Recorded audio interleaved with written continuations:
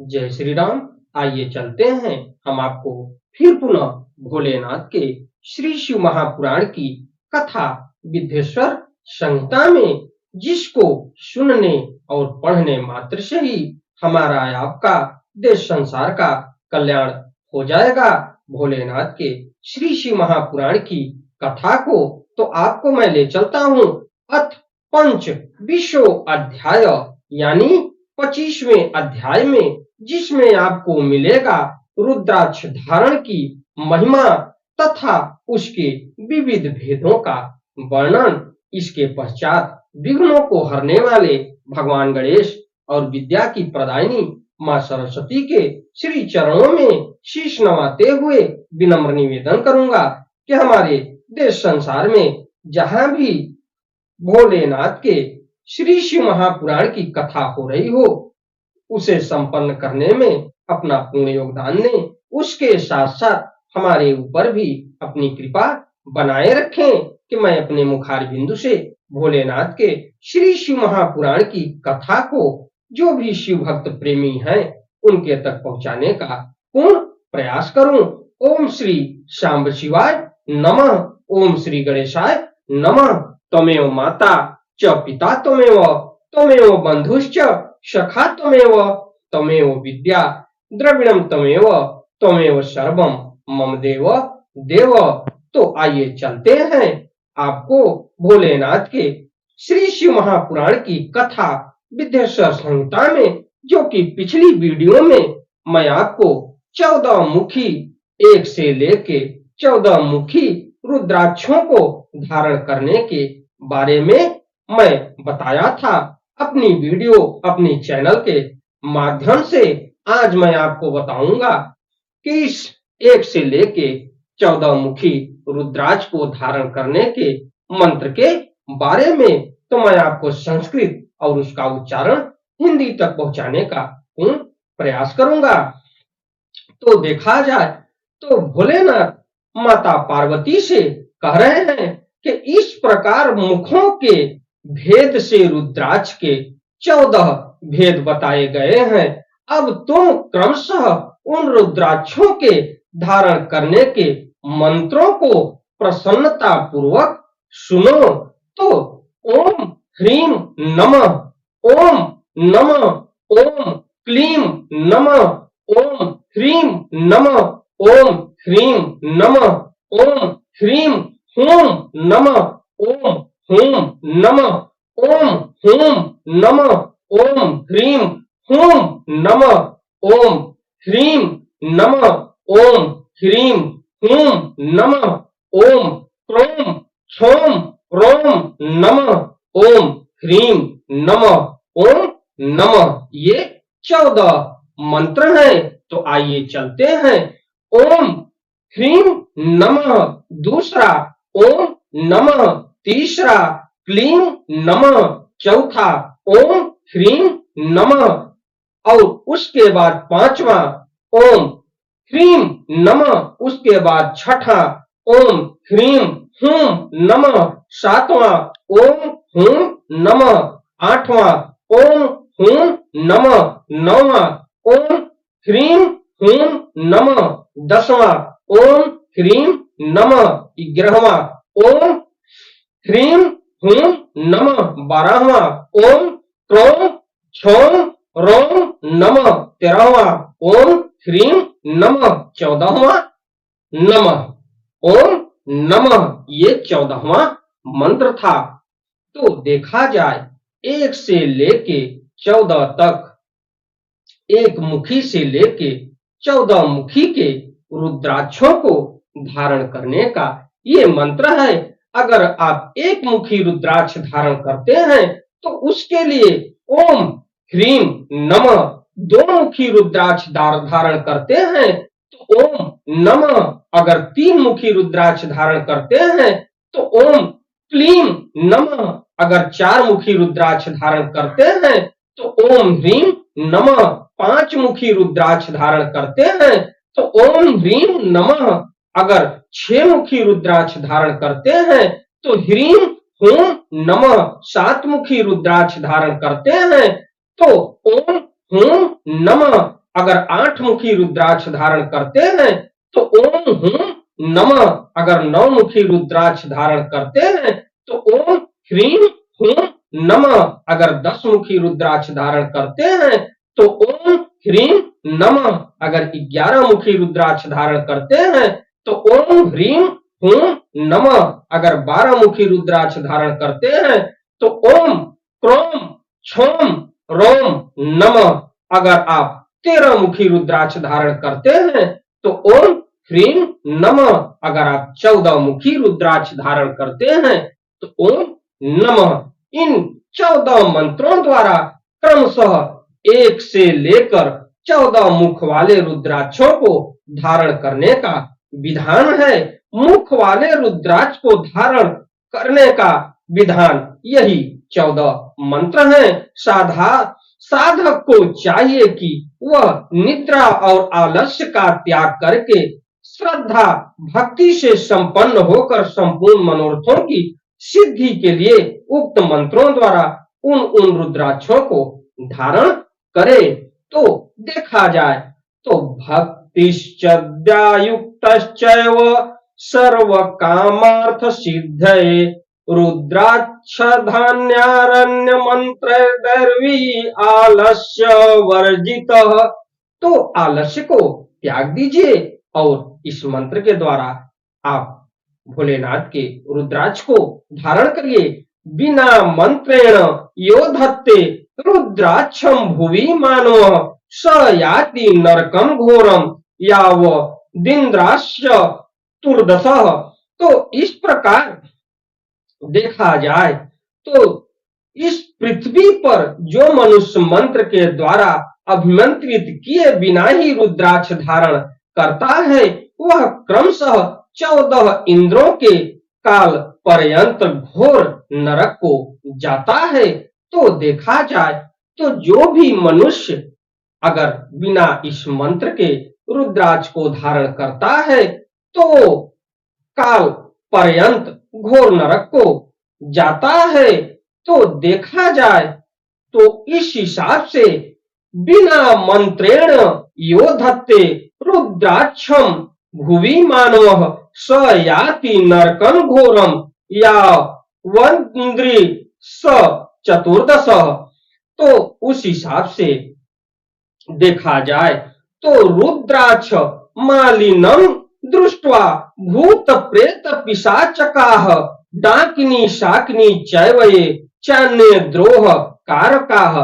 तो इस हिसाब से पृथ्वी पर रुद्राक्ष की माला धारण करने वाले पुरुषों को देखकर भूत प्रेत पिशाच डाकिनी शाकिनी तथा जो अन्य द्रोहकारी राक्षस आदि हैं वे सब के सब दूर भाग जाते हैं। कृत्रिमं चैव यति कंची दभिचारादिकं चय तत्सर्व दूरतो याति दुष्ट्वा संकित विग्रहम। तो देखा जाए तो वे सब के सब दूर भाग जाते हैं। जो कृत्रिम अभिचार आदि कर्म प्रयुक्त होते हैं वे सब रुद्राक्षधारी को देखकर संशक को दूर चले जाते हैं। रुद्राक्ष माला ली नम दृष्ट्वा शिवो विष्णु प्रसीदति देवी गणपति सूर्य सुरास्यानेपि पार्वती। हे पार्वती रुद्राक्ष माला धारी पुरुषों को देखकर मैं शिव भगवान विष्णु देवी दुर्गा गणेश सूर्य तथा अन्य देवता भी प्रसन्न हो जाते हैं। तो देखा जाए तो जो भी भोलेनाथ के अनन्य भक्त होंगे और जो रुद्राक्ष को धारण करते होंगे और विधि विधान से भोलेनाथ की पूजा अर्चन करते होंगे उनके ऊपर माँ दुर्गा और ब्रह्मा विष्णु आदि देवताओं की कृपा बनती है और उसके साथ साथ विघ्नों को हरने वाले भगवान गणेश की भी कृपा उनके ऊपर सदैव बनी रहती है। एवं ज्ञात्वा तु महात्म्यम रुद्राक्षस महेश्वरी सम्यक धार्या समंत्राश्च भक्त्या धर्म विवृद्धे। तो देखा जाए तो हे महेश्वरी इस प्रकार रुद्राक्ष की महिमा को जानकर धर्म की वृद्धि के लिए भक्ति पूर्वक पूर्वोक्त मंत्रों द्वारा विधिवत उसे धारण करना चाहिए। जो मैंने आपको बताया है कि 14 प्रकार के रुद्राक्ष और 14 प्रकार के मंत्र के हिसाब से धारण करना चाहिए। इत्युक्तम गिरि जाग्रे ही शिवेन परमात्मना भस्म रुद्राक्ष महात्म्यम भुक्ति मुक्ति फलप्रदम। हे मुनीश्वरों, इस प्रकार परमात्मा शिव ने भगवती पार्वती के सामने भुक्ति तथा मुक्ति प्रदान करने वाले भस्म तथा रुद्राक्ष के महात्म का वर्णन किया था। शिवस्याति प्रियो गेयो भस्म रुद्राक्ष धारिणो तदर प्रभावाब्दि भुक्ति मूर्ति न संशय। तो उसके हिसाब से देखा जाए तो भस्म और रुद्राक्ष को धारण करने वाले मनुष्य भगवान शिव को अत्यंत प्रिय हैं। उसको धारण करने के प्रभाव से ही भुक्ति मुक्ति दोनों प्राप्त हो जाते हैं, इसमें संदेह नहीं है। तो देखा जाए तो सिर्फ रुद्राक्ष को धारण करने से जब भोलेनाथ की इतनी असीम कृपा बनती है तो रुद्राक्ष को धारण करिए और विधि विधान से भोलेनाथ के श्री चरणों में समर्पित होके उनकी पूजन अर्चन करिए।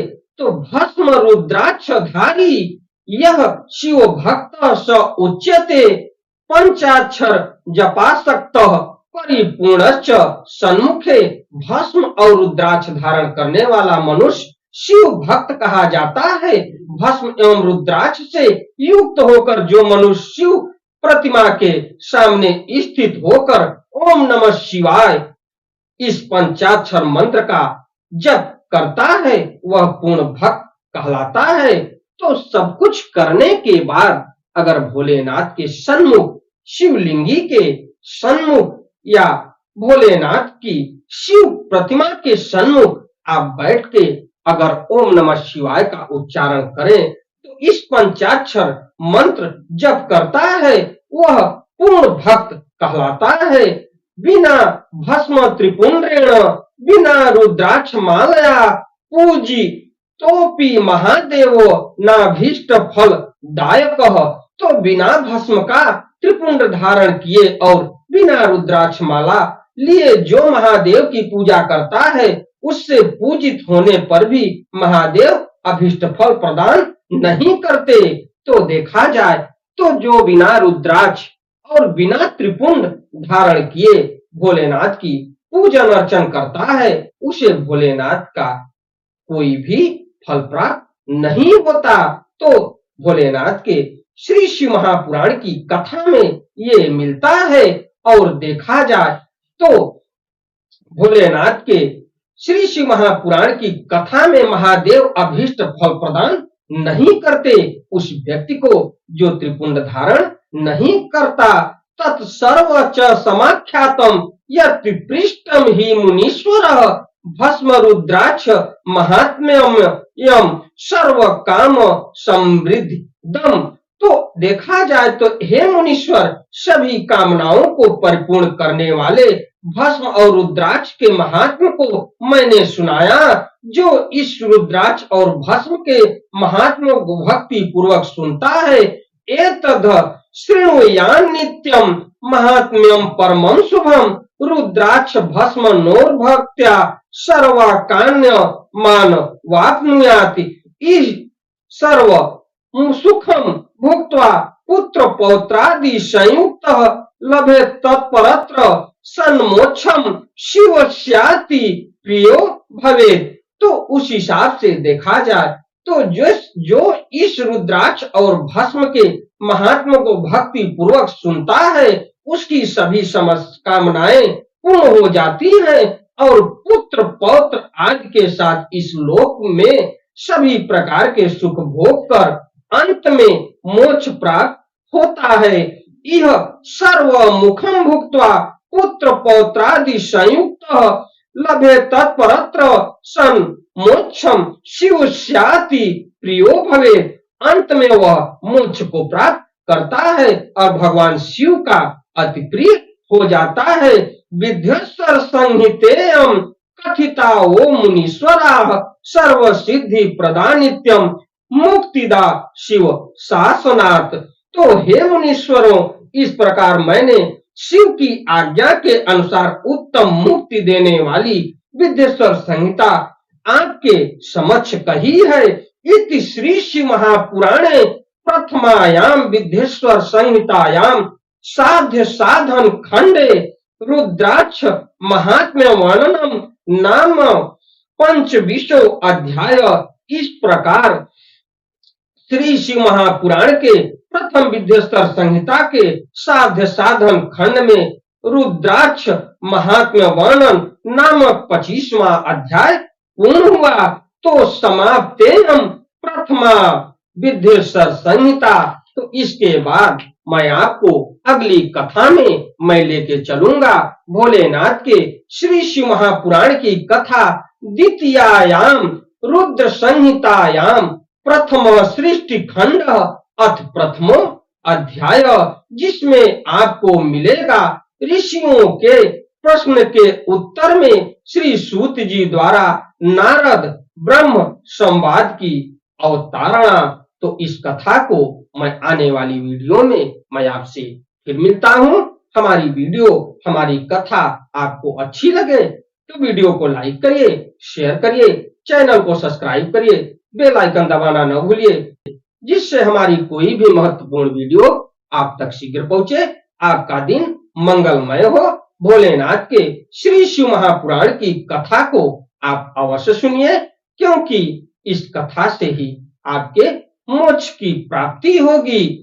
इस हिसाब से देखा जाए तो एक बार चलते चलते प्रेम से बोलिए श्री शिवाय नमस्तुभ्यम, श्री शिवाय नमस्तुभ्यम, श्री शिवाय नमस्तुभ्यम, श्री शिवाय नमस्तुभ्यम, श्री शिवाय नमस्तुभ्यम। धन्यवाद।